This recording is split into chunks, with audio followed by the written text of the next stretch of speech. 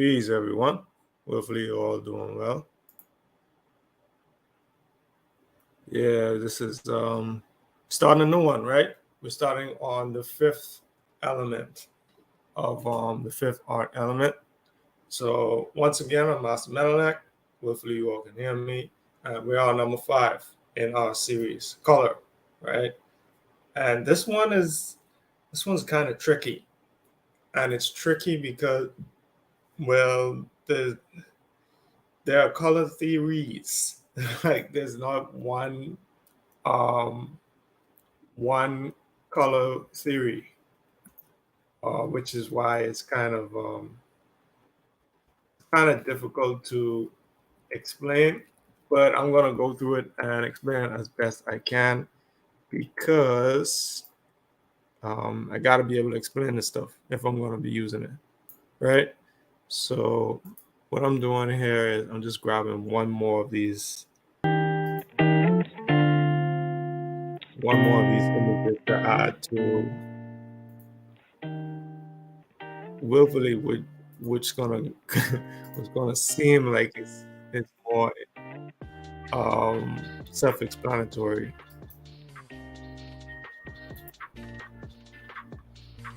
after after we go through it. So I'm gonna go and switch over to my screen and we'll start with the basics, right? So this is the basic color wheel that we made. Oh, and let me know if you can see my screen or not. But this is the basic color wheel that we start out with.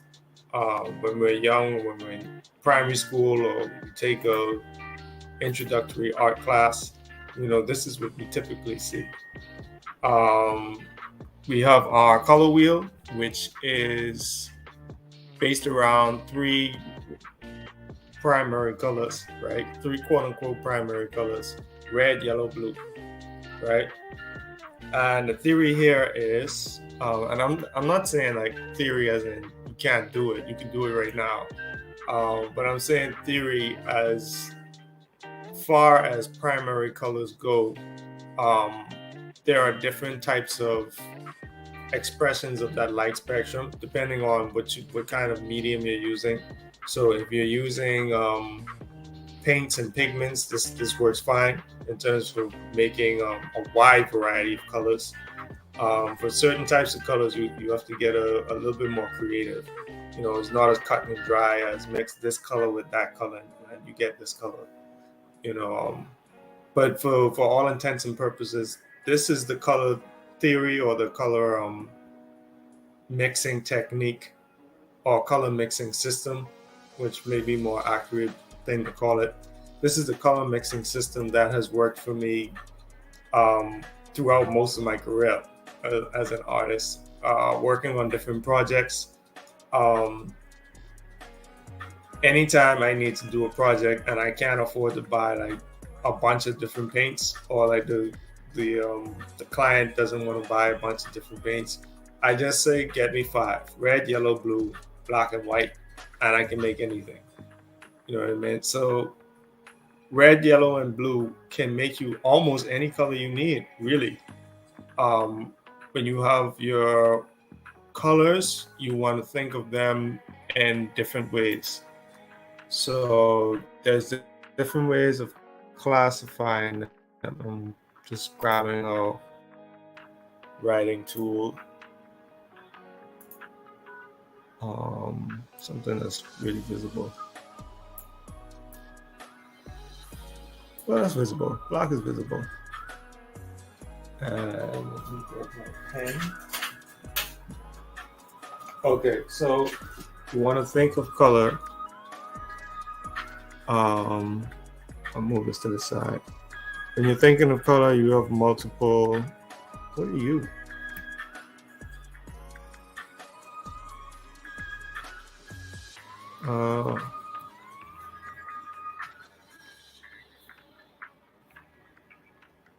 There we go. There's a bunch of different things to consider when you're dealing with color. One of them is hue, right? So when you're dealing with hue, you're basically dealing with the concept of what we typically call color, right? Your hue is what we call red, yellow, blue, orange, green, purple. Those aren't actually the colors themselves. They're called hues, right? And the other thing that we want to consider is saturation,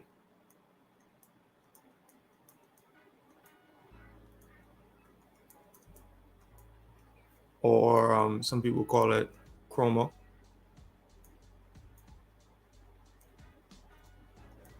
and some people call it intensity.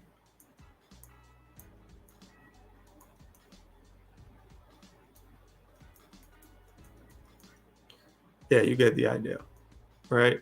There's a bunch of different terms that people refer to it as. We'll stick with hue and chroma for now, just to keep it simple.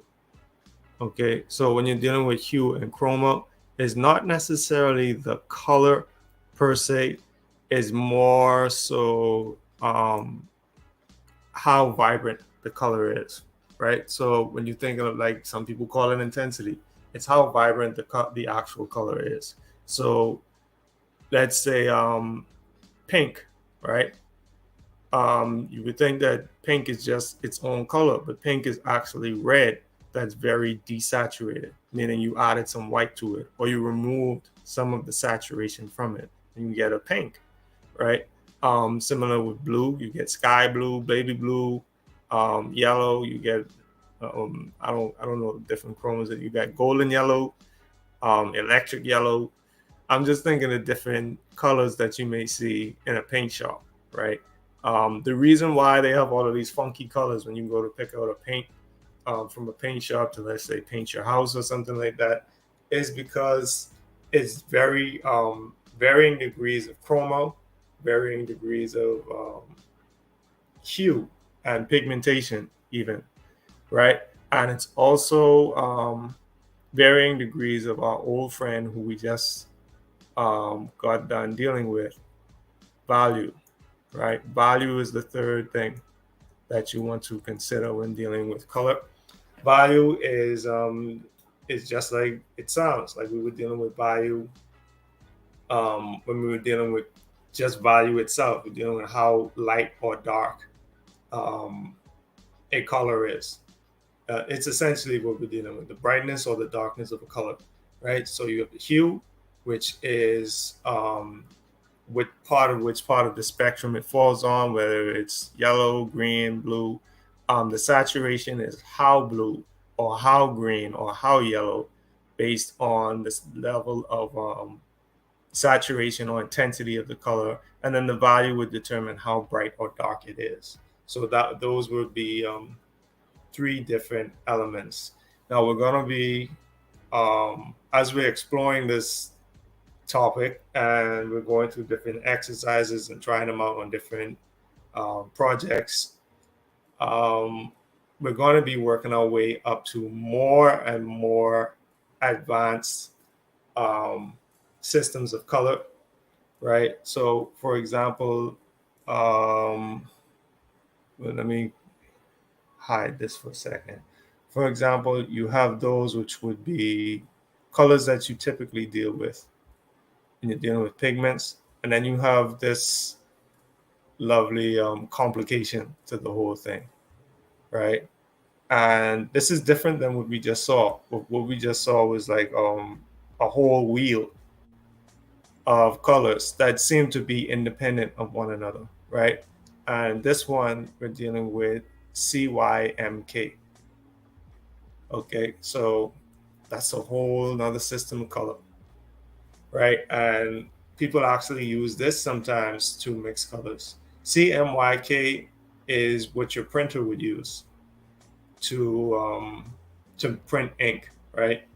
So with CMYK, people usually use it when they're dealing with printing stuff, like they're printing. Yeah, they're printing anything. If there's an image that you're working on your computer and you know that it needs to be printed, you would have to work in CMYK just to make sure the colors translate the same. Otherwise, it's gonna look weird. It's gonna look beautiful on the computer, which works in a different color scheme. Um, and then when you print it out, it's gonna look weird. So if you ever printed something and you wonder why it doesn't look the way it looked on screen, that's typically why. So CMYK stands for right over here. I'll use this again. Well, I'll use a new one since you occupied. I always have a bunch of layers. I haven't mastered layers yet, but you have cyan,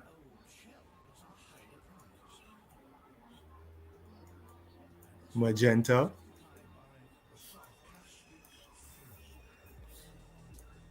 good old yellow, and for the K we have black. So instead of having 3 primary colors, you have these 4 colors. And the same way, it's a color mixing system. You can use these 4 colors to mix anything that you need to mix, as evidenced by your printer, right? Your printer can print anything just using these 3 colors.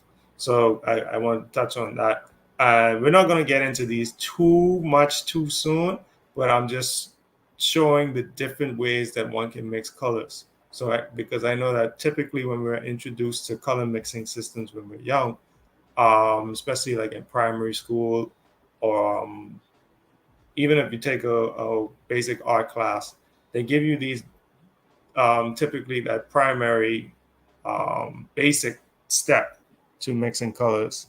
I just wanted to make it clear that there's different ways to go about doing it. This is an even more advanced way of looking at it, because at first, with the first set of with the first color wheel that I showed you all, let me see if I can make this a little smaller. With the first color wheel that I showed you all, it didn't include value, right? It didn't include value. Let me just, I think I see some people in the chat. Oh, it's peace on the radio. So it didn't include value. It just included hue, right? So now we have hue and not even value really. It didn't include saturation. So this is hue and saturation together. But from what I've learned, and this is from the color wheel that I'm about to show you, that I'm building up to, because it's going to seem super intimidating, but I'm working at breaking it down in terms of utilizing it during this whole color experience or exploration. So with this one, you have saturation and hue. With the first one, you just had hue, which I'll show it again.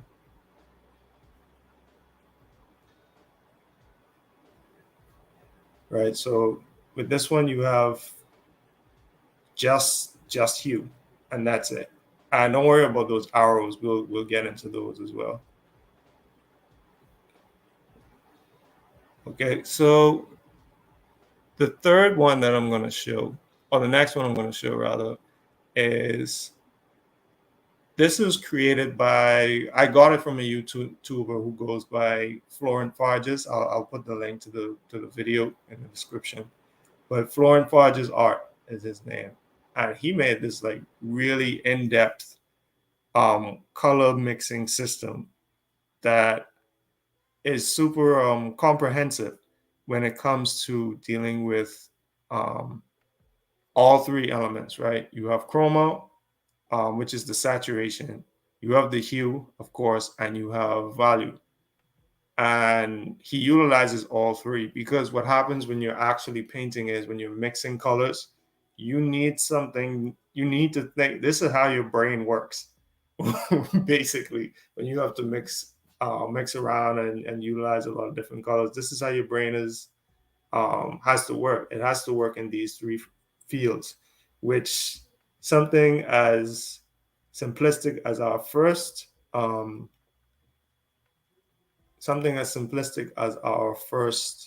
diagram, it doesn't necessarily cover all of those bases, right? So it just covers hue and color relationships, which we'll get into, right? So with primary colors, you're dealing with, we'll start with primary colors. And let me see. I might have to make another one. Yeah, let me make another one.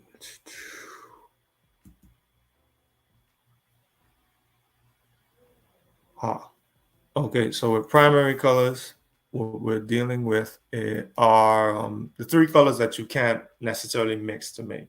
So you have yellow, you have, make something more.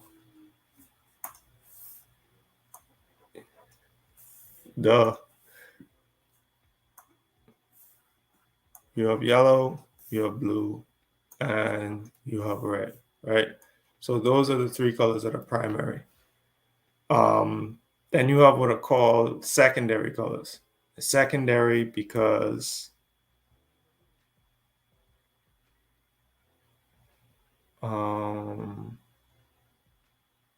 let me know if you guys can hear music as well. I know that there's music playing, but I can't hear it on my end.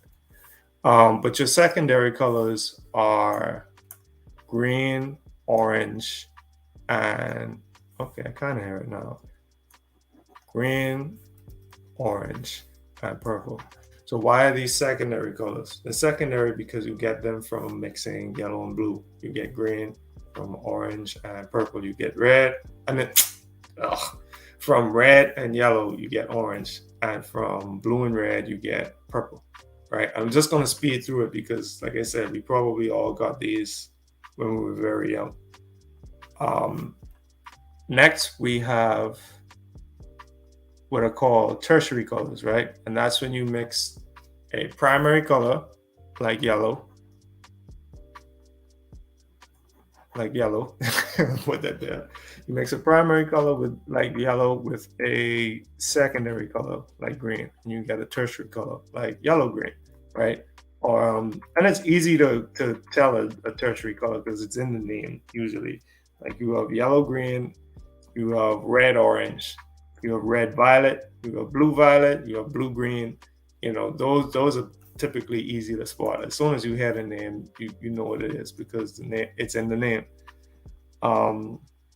So next I'm gonna speak to some color relationships, and I have a couple of examples to show. But even with like looking at this wheel up here, right? This shows a gradation between all of our different colors, and but they don't show like well, they do show like the opposite, right? But it's not completely opposite like how we're often taught. So like the violet is not completely opposite, like you have to curve around to get a opposite effect almost. But what we're dealing with now are just color relationships. So the first color relationship that you want to look at is where the colors fit or where they sit along this wheel, right? And I'm just dealing with the basic color wheel for now, and we'll build up to the other fancy stuff. So, um, first one is relating to itself. And what I mean by that is you have a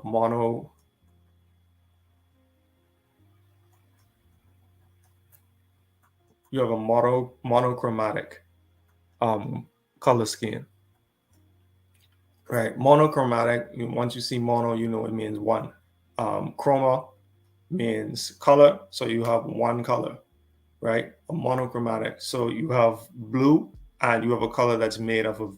You have a palette or an image, um, or even a video just made up of the color blue, and that's it. And the only thing that you have to differentiate one blue from the next blue are chroma or saturation and your value, right? And then after that, you may have something that much of our, a lot of our more popular color relationships, you have what's called duochromatic,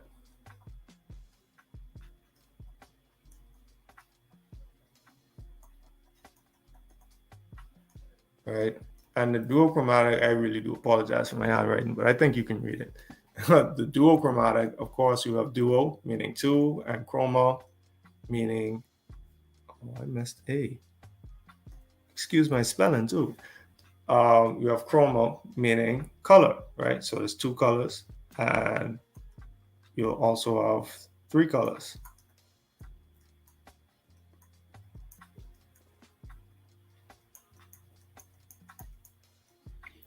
Right? Same thing, tri meaning three.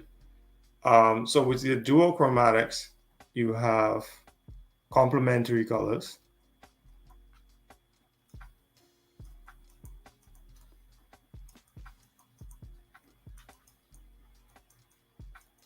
And your complementary colors sit on opposite sides, let's say, or they face each other directly on the color wheel.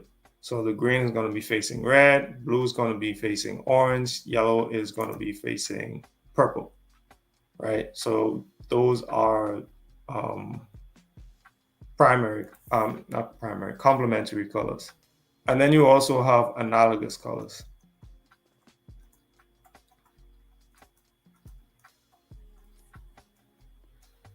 Analogous colors are colors that sit beside each other on the color wheel.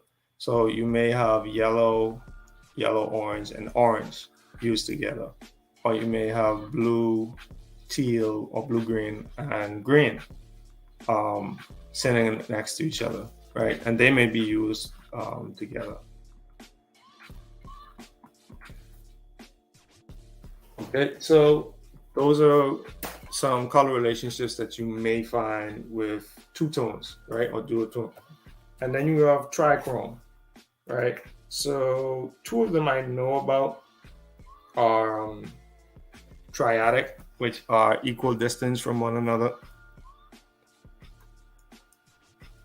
Again, the tri is there, so you already know it's dealing with three. So you have triadic. So a good example are red, yellow, and blue, which typically like you see them a lot with children's cartoons and stuff like that. And then you have green, orange, purple.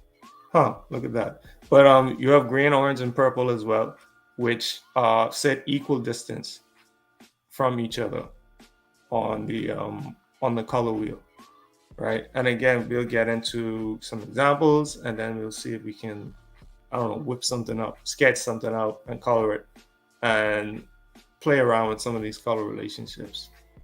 All right, so those are your triadic relationships. And then we also have what's called a split complementary.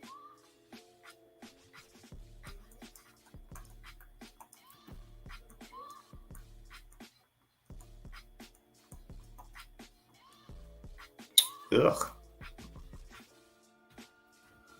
I don't want space for that. Excuse me.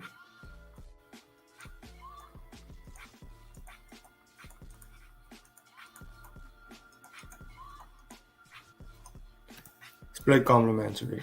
So with this one, I'm kind of sketchy on it. I'm not totally sure with the actual book definition of this one. So I'm gonna leave this one alone for now. I'll put a star next to that one. I don't want to pretend like I know it. I'll leave that one alone. Maybe next session I can get into trying to use it. But it also uses three different colors. So I'll get into some examples, and we'll see if we can get something drawn, before the end of the session, right? When it comes to monochrome, a good example, I thought, well, what I thought would be a good example, especially since we were just dealing with this Asaro head, right? The Asaro head is, for those of you who didn't catch the last segment on value, it deals with it's a head model created by John Asaro, and it helps us to see different planes of the face, right? So with the Asaro head now, we have a monochrome of purple, right? Very blue-violet type of color. And you can see that this is the only color really being used. And with this one color, with the addition and subtraction of the color gray, you get various different tones that help to describe the values on the different planes of the face.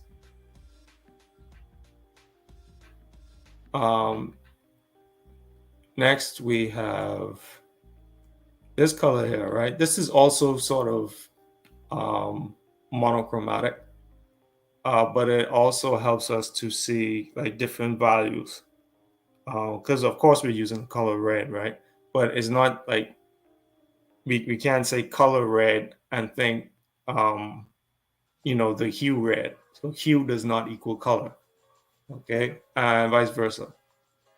And then we can see something because this is pretty saturated, even though it has a lot of values going through it. It's pretty saturated, as opposed to, let's say, this one. When you compare it with this image here, it's a lot less saturated.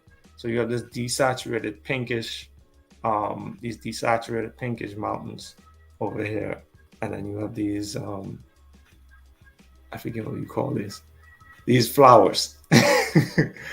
You have these flowers over here that are much more saturated, and they have this dark blood red to them. Okay, and you also have like complementary colors, right? So here we have red and green, and you see it occurring in nature, and it doesn't look off. It looks very harmonious. And similar to that, we also have yellow and purple. Again, looking mighty harmonious, right? They look like they just go well together, and you can utilize them to various effects. Like, you don't just have that very deep purple in the back, you also have that very unsaturated and very subtle purple or lavender at the bottom there, which goes a lot better with the if you wanted to wear it. I'd say it looks a lot better with the yellow that's very saturated. Or you can desaturate both of them, however you want to utilize the colors. Yeah, sky's the limit. And then you may have something like these here, right? Like, you have this very I thought it was a really pressing the wrong button. I thought it was a real cool image of the moon, right? And this is orange and blue, but it's a totally different shade of orange and a totally different shade of blue than these two here, right? So these are the same colors, but they're different values, and they're different levels of saturation there. Like the moon, you see this very blurry and sort of desaturated red. Reddish orange. If it was much more saturated, it would look unnatural, right?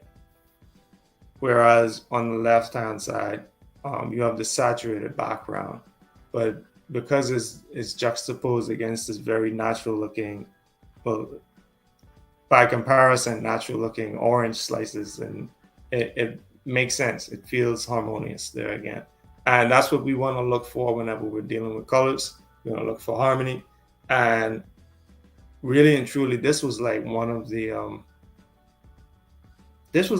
stopping points for me when it came to learning different elements of art, because I started off learning lines.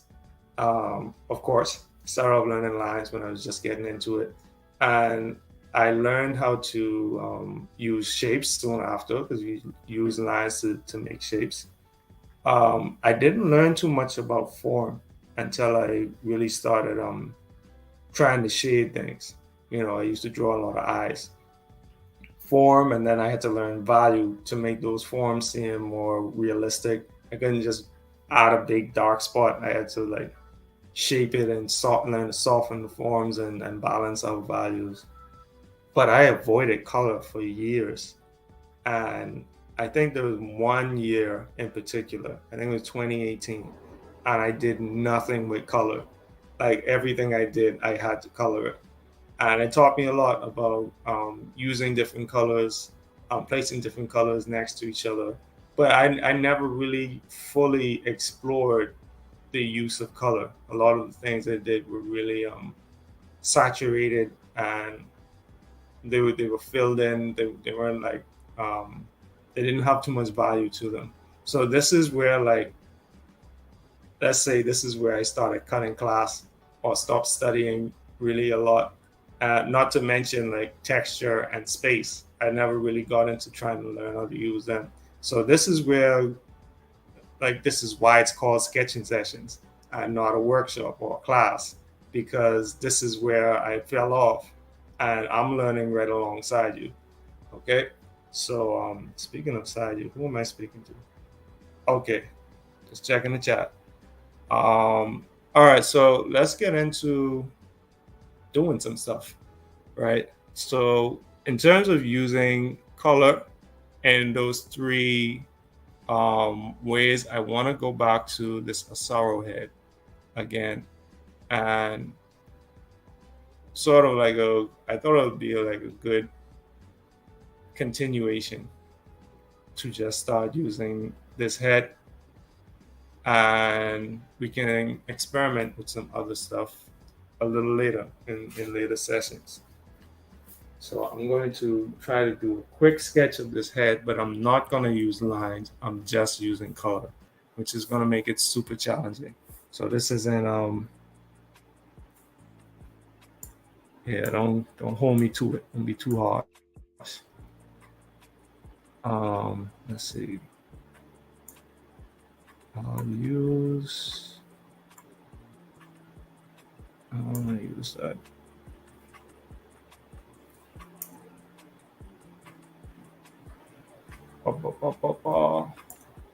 Charcoal.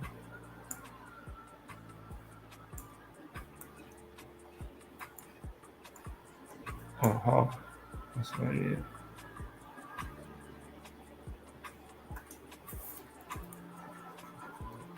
No, not that one. Though that would make it a little easier on my eyes. So I'm just gonna make the background a little bit less white. Because that messes with my eyes.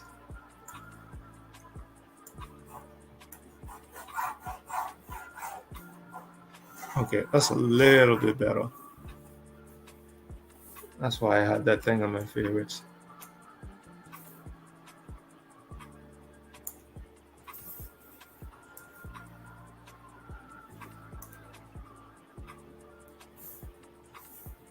And what I'm gonna do is get a very local value.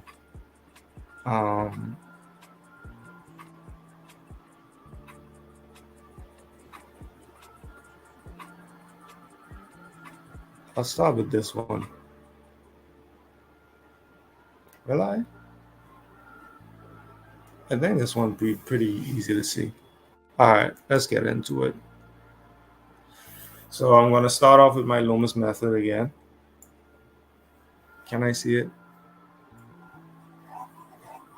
Kind of. Of this.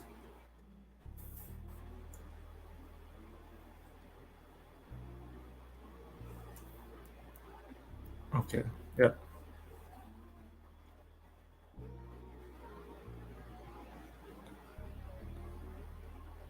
Okay. Let's say that's my circle.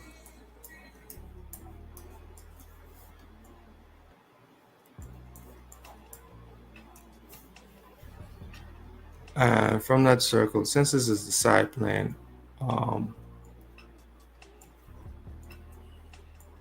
it's going to be a little larger.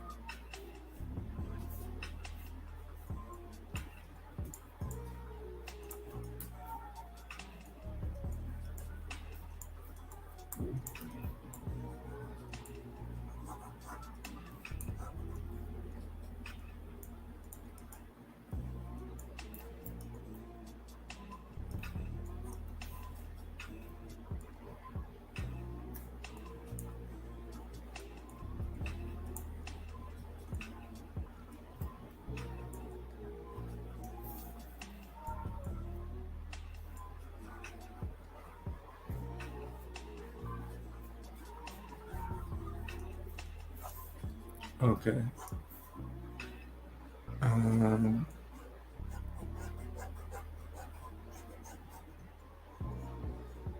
Center of that. Eyes. Bottom of the nose.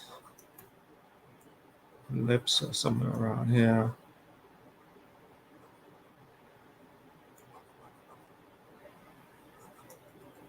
The chin will be down here.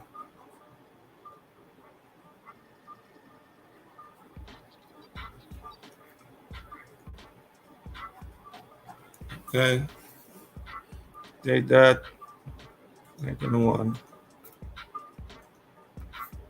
Low opacity. All right. So let's start. So with this one, well, the lower opacity. That was for that layout. Come on. Give me a break. Give me some slack. Oh, that's what I did. Gonna give myself some slack. Okay, so I'm just gonna quickly render the planes of this head. One thing though, these sketching sessions have helped me with is just not being so so much of a perfectionist right out the gate. I gotta say, even though I don't like digital painting that much, it also gives me a level of freedom to mess up. Um, Knowing that I don't necessarily have to worry too much about wasting material, or like I just bought all that paint. Now I gotta, you know, I got a whole canvas of stuff that I can't use anymore. Or I may not like this, so rather than just hitting the erase button or I'm clearing it out, I may have to repaint a canvas and cover something up and start over. So I'm just putting stuff down as I see it. And then I can always come back and refine different layers if I need to, or different planes, really, because planes are super important to rendering color, um, color or value effectively, right? And we learned that from our value. Should start here. We learned that from our value session when we were dealing with this should be when we were dealing with just the monochrome, or well, would really be technically known as grayscale. So when we were learning utilizing grayscale, we saw that learning the planes of a surface can help us to shade it more accurately, which helps us to render it, or make the shapes of it more accurately and determine and depict its form.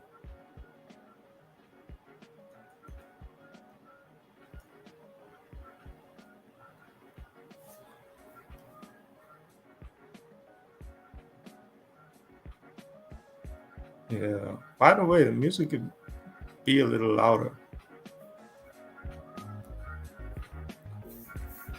Yeah, I know I'm talking, but it's not too loud. People can still hear me.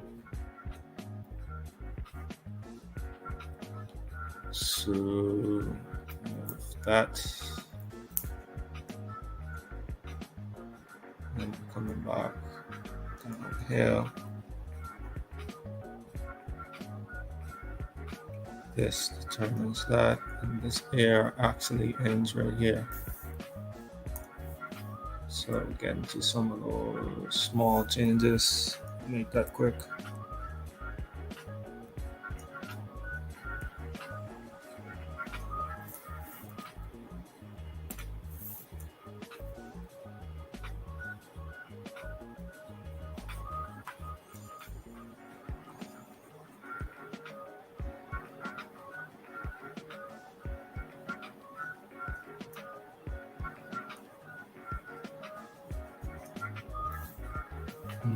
Mm-hmm.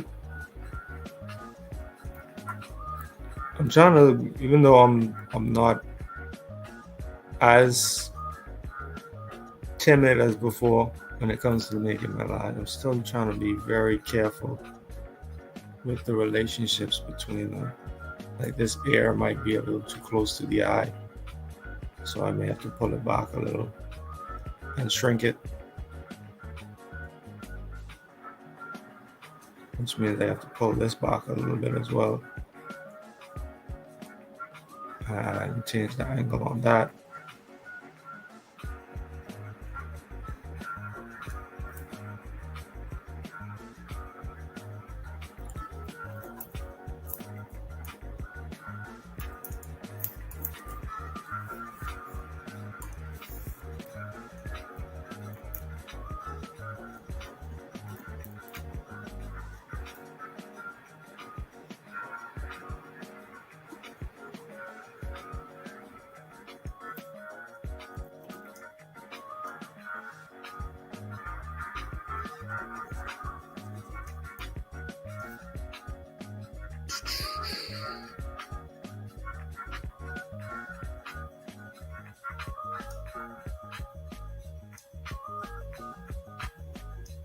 Okay, looks a little bit more accurate.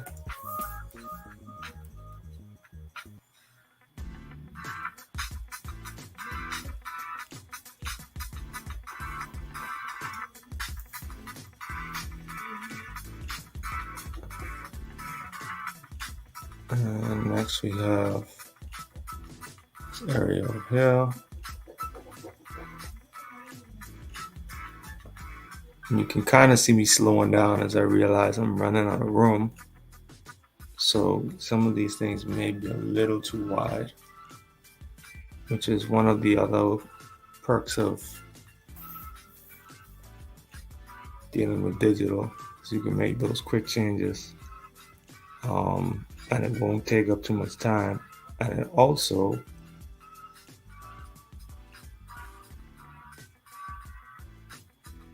is kind of, it feels like cheating sometimes. So for example, this head is way too wide, kind of flat. So I do something like this.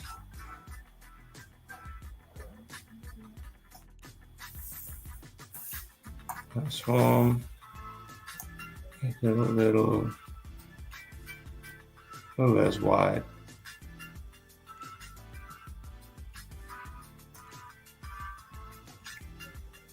There we go. Axe.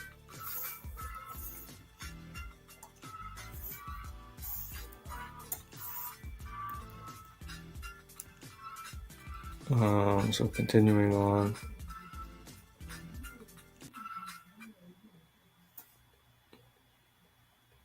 This aspect here. Let's go straight up and back.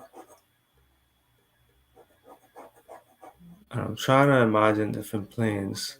As we discussed, planes are just flat surfaces, right? So you can have a plane, like a six-sided die,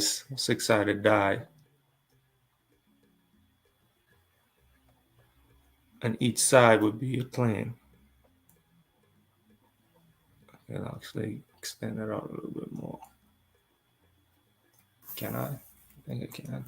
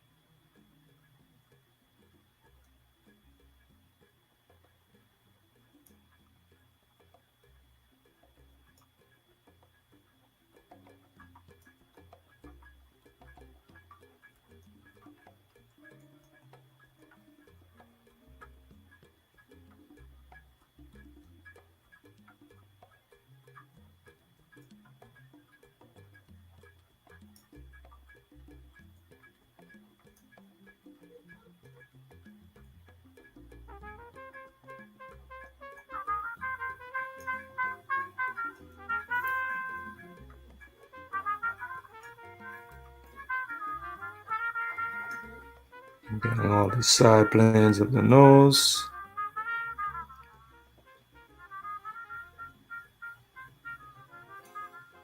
And different planes that depict different values on the nose.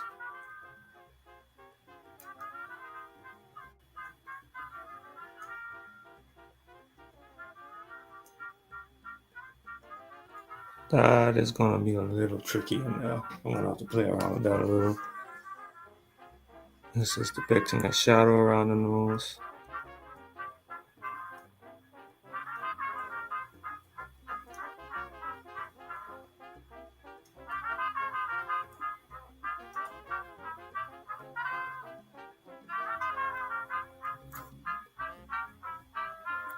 And we have a plane here depicting the eye meets the chin, also the top of that muzzle of the mouth.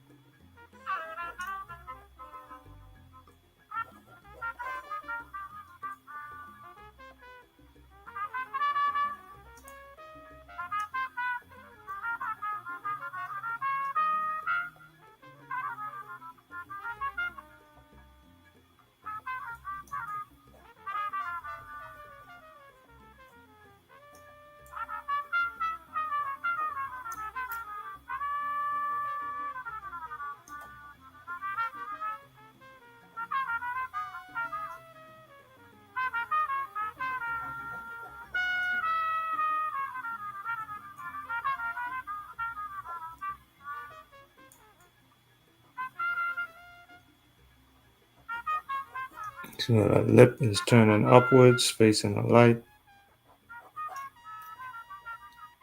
You have the bottom of the lip.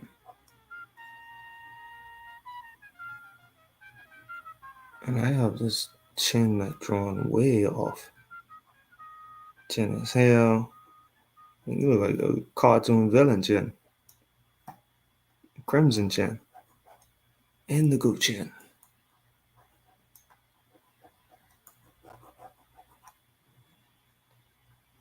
So this is actually where the chin. That's how that shape.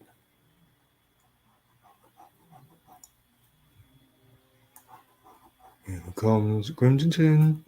Okay, so I think that's the basics of this head. We have a couple more values down here to consider. Just showing different planes of the head again.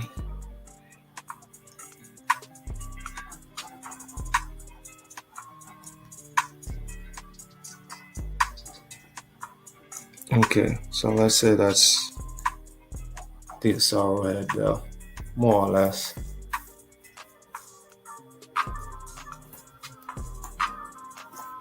Make it a little smaller so it's easier to work with.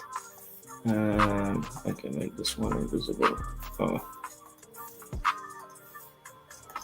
Make this one invisible. Easier to work with.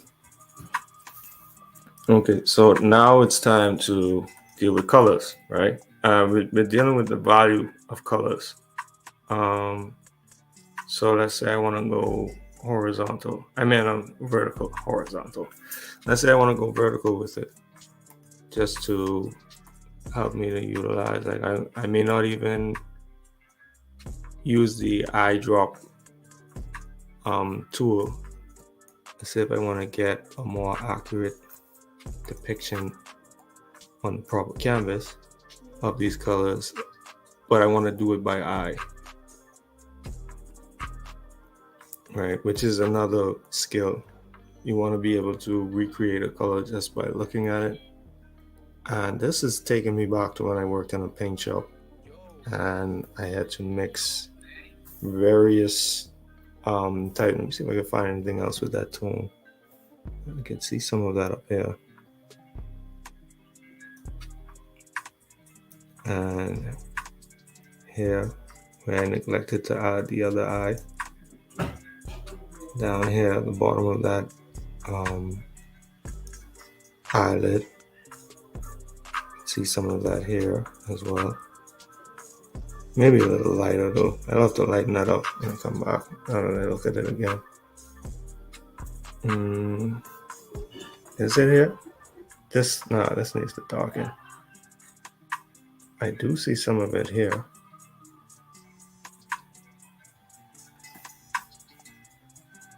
Some of it is also back here, back of the neck, which should actually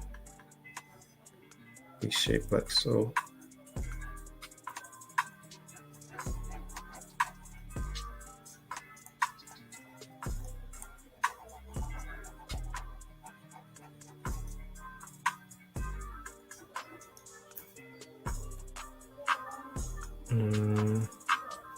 Let's say that's it for now. Maybe here too.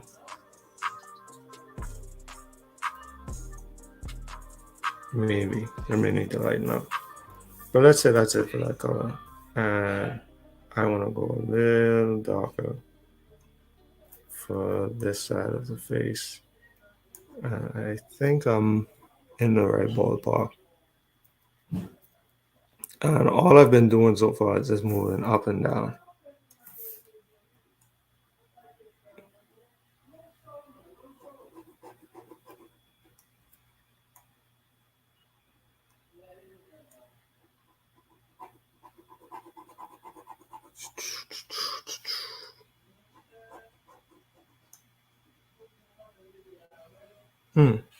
I didn't notice that before. It's actually shaped like so.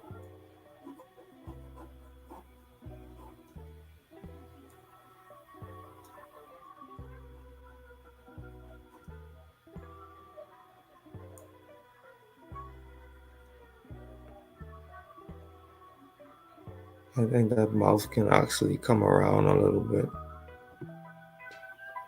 Yeah, I'll fix it with the lighter values.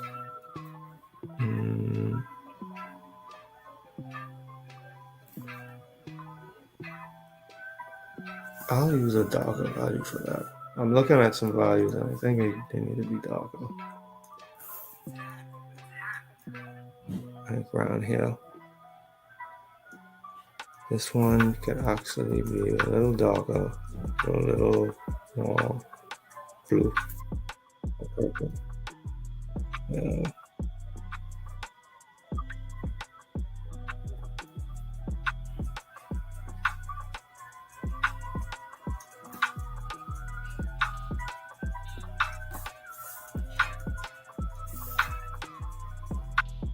Yeah, that's better.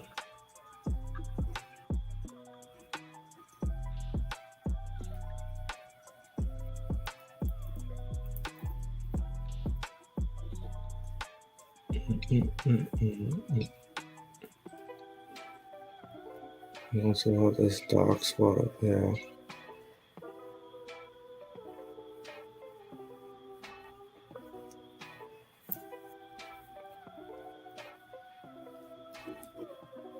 And this part of it isn't as dark. It's gonna actually be a little brighter. Like so. A little darker.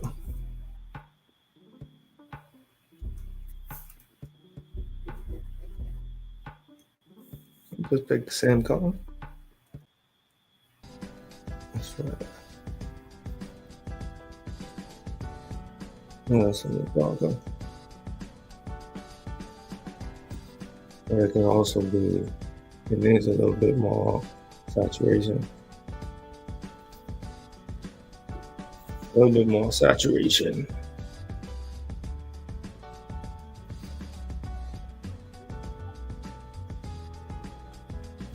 Too much saturation. And trust me, if this seems tedious going back and forth, that's what you'll be doing the majority of the time you spend working with color. You're going to be going back and forth between certain colors on your palette, But you can mix it and just hold it up to the color that you're trying to match or recreate, or paint it on and let it dry and see if that's what you're looking for.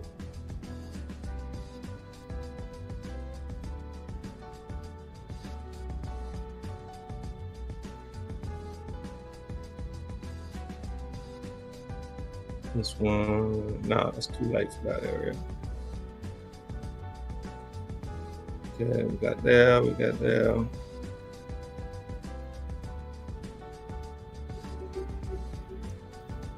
No, there we go. Probably work here though.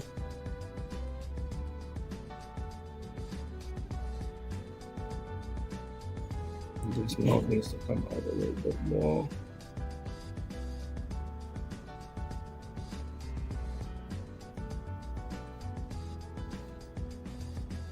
And moving on to the lighter colors.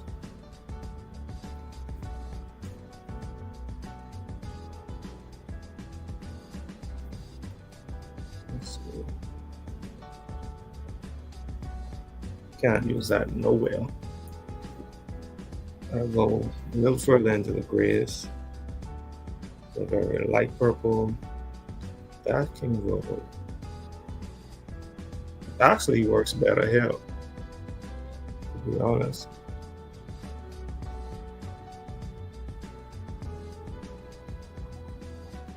Yeah, that works better there. And this one is a little lighter and grayer.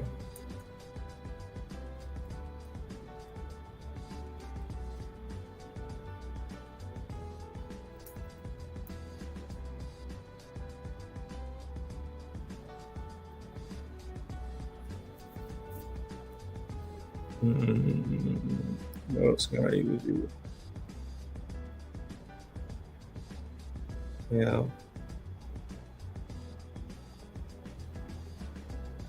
Yeah.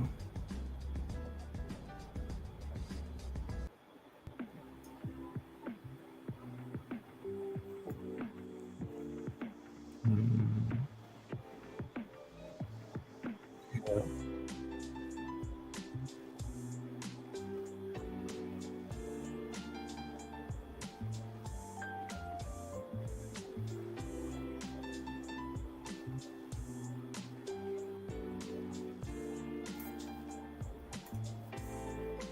I'll use this to get back to this color right quick.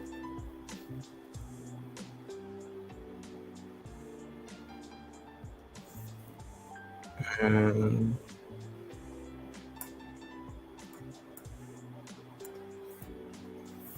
get back to this color.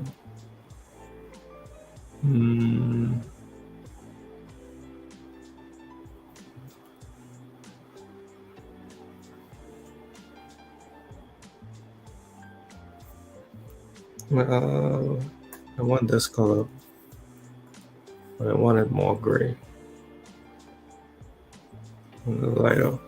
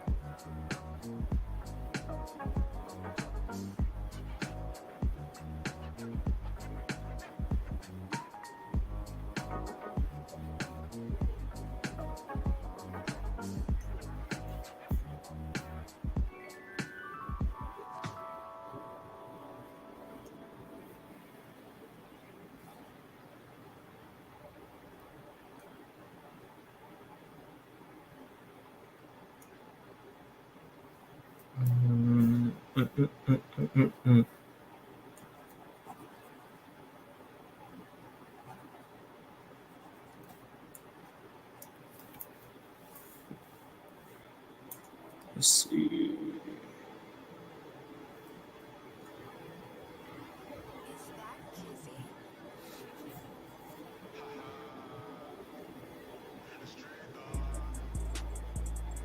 See if I got that one. Looks so.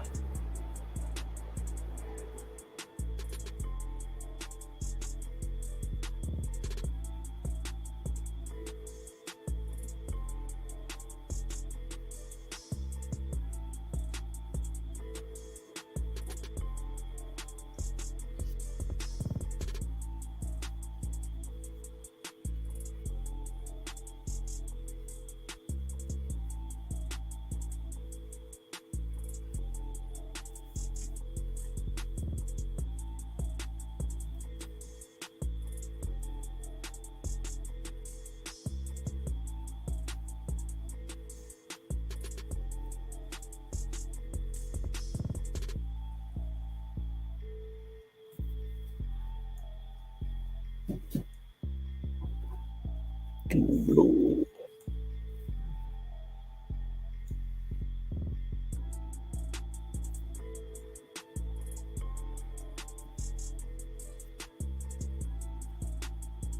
A little bit more dark. Yeah, that'll work.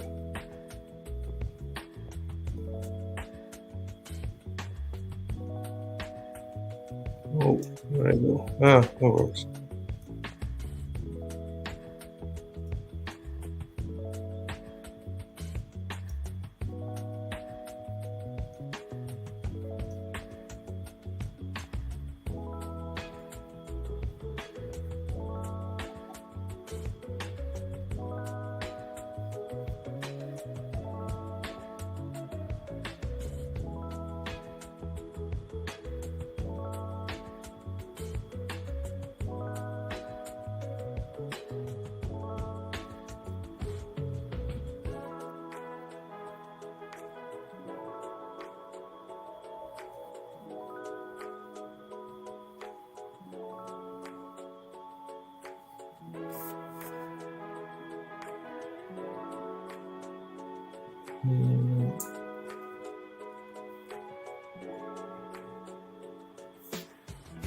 Yes.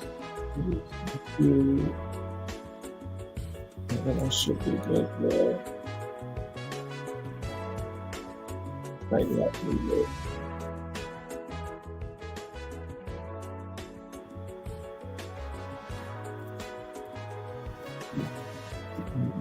Like.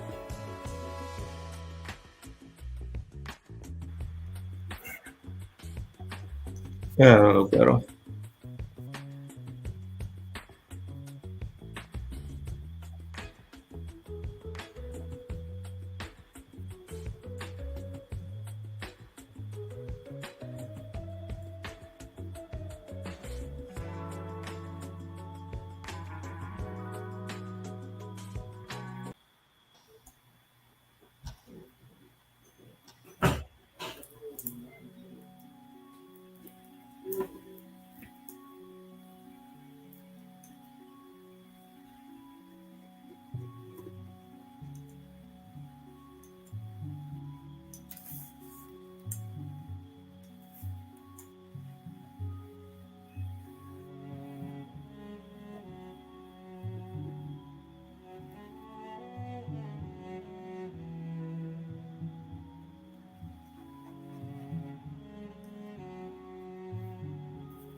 And I'm just gonna finish her up.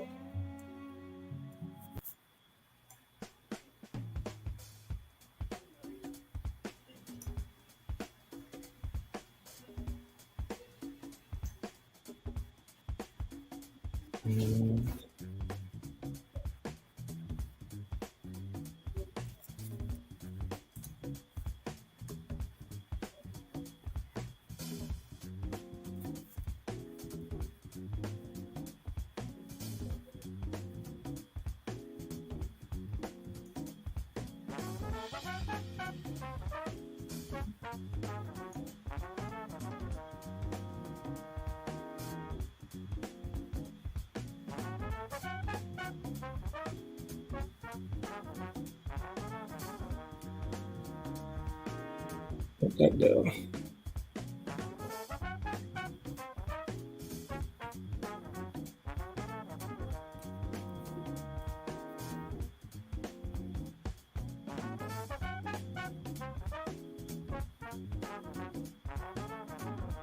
Which one do I want to use?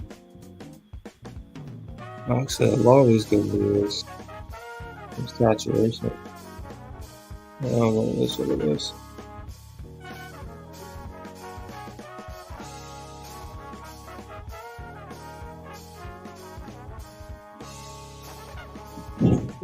About right. Let's see. Could be lighter, but it's close enough. I think I still got my eye for color, which is never a bad thing.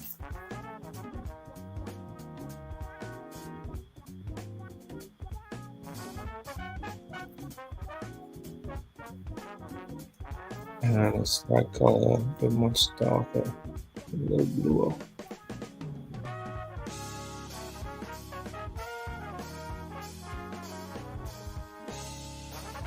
Yeah, something like that.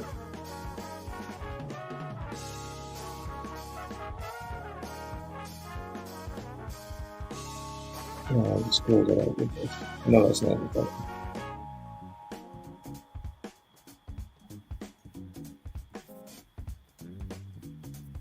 And then there's this color here.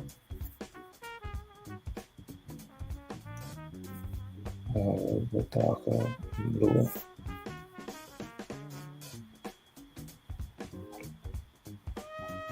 Yeah, blue. Yep.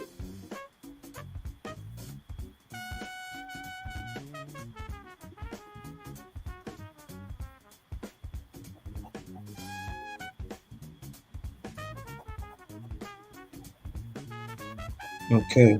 I think I'm actually starting to get the hang of this Arrowhead, which is also cool. So it makes it a little brighter.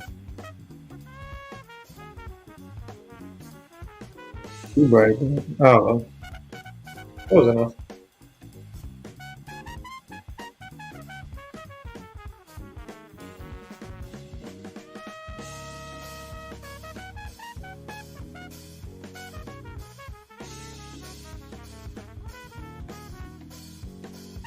Oh, that's what I was supposed to do. Boy, I feel so tight. Gotta fix that dog leg.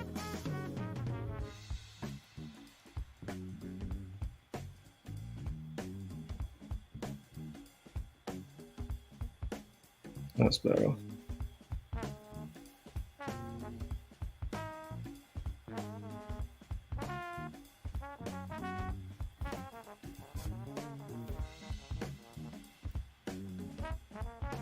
Okay, I think that's pretty close. No, not exact, but pretty close.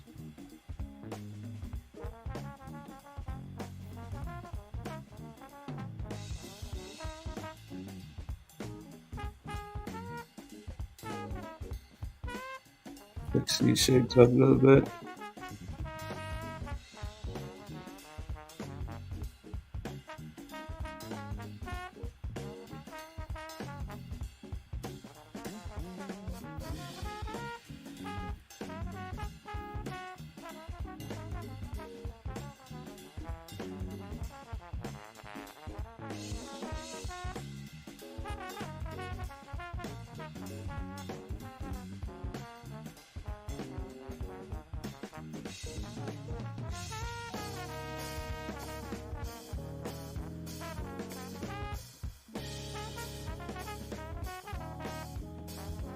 Yeah, I don't think it's too bad. This Asari came out much better than the one I did on Value, so I'm happy about that as well.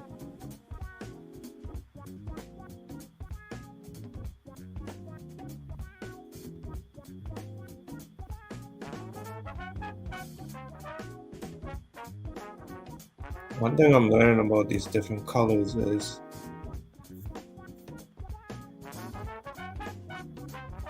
the local value is something that I touched on last time, last wrong actually. A local value is super important. You put the wrong color value next to something that's too close or too distant from it, even on that color wheel or that color value sort of dynamic, and everything just looks off. You know, as I'm cleaning up these lines that I had made with that lighter color earlier, everything seems like it's coming together a lot more neatly, and a lot more harmoniously. I could go, obviously, I could check at this all night and just keep making small change after small change. But that's the point of having planes. You know, you don't want to leave your initial drawing looking like rigid and have all these sharp plane changes. But what you do want to do is make subtle changes over time and make those plane changes as imperceptible as possible by blending together proper values, proper colors, proper shapes, so on and so forth. So again, I can go over this lots more, but we don't have the time for it. And I think that's good enough, for a color value sketch and just getting used to seeing colors.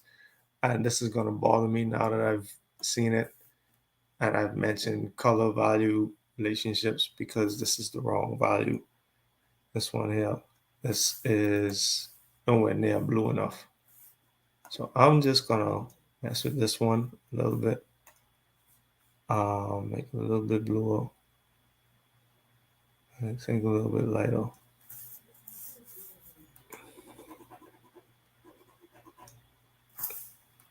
A little bit lighter.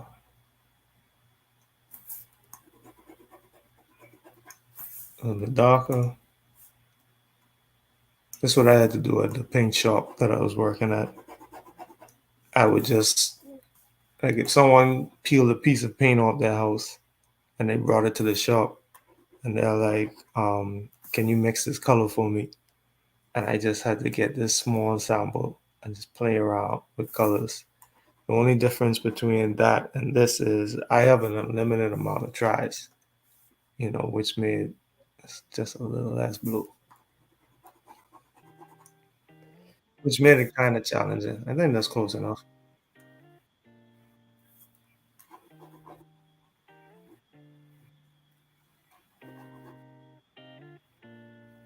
I'm glad I'm able to. I was happy to learn that skill because I knew I could translate it into something artistic. Yeah, that's a much closer um, hue, much closer value.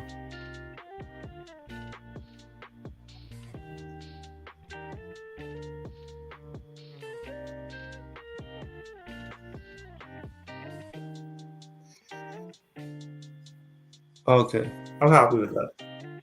I'm happy with that. So with that, we are going to close it out. Thank you so much for coming, for sticking with me, for riding through. Um, yeah, so that is an introduction into colors. Of course, we dealt with the values of colors just because we came off of the value segment previously. So next strong, we're going to be getting more into color relationships as we're making different shapes. Um, because we can use these different planes to make something that is very believable and has very close or very accurate, I should say, color relationships. You'll see that it's not as straightforward as painting a lemon yellow, right? Because you'll also have to deal with the dynamics of color, the way that light moves. Remember how we explained that light bounces off of different objects and it changes in intensity over time because it comes into contact with an object. The object absorbs a little bit of the light and then it continues moving. Well, now we're going to have the dynamic of hue, where a light may bounce off of a red table, and now as a result, there is a reddish hue on the bottom side of a lemon, right? So now you have the objects in the environment also having a say in what color a certain object is, regardless of its quote unquote native hue, right? But that's about it for me for now. Thank you all for tuning in, whether it's now or later. We're gonna come back next strong with a little more exploration into color. Till such time, peace.